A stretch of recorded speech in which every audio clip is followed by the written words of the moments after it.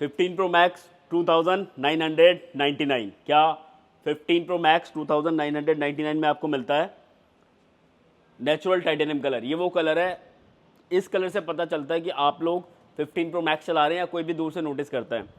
तो ये आप जैसे ही आप जाते हैं सेटिंग में, मैं आपको क्लियरली वो चीज़ें दिखा रहा हूँ, सेटिंग, जनरल और अबाउट। जैसे ही आप गए सेटिंग, जनरल, अबाउट में AAA TRA 256 GB with no SIM instruction ये मिलता है आपको।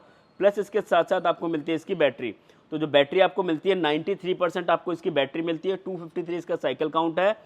और मई 2025, मार्च, अप्रैल, मई, जून, जुलाई, अगस्त, 3-4 महीने पहले इसकी वारंटी ऑलरेडी फिनिश है।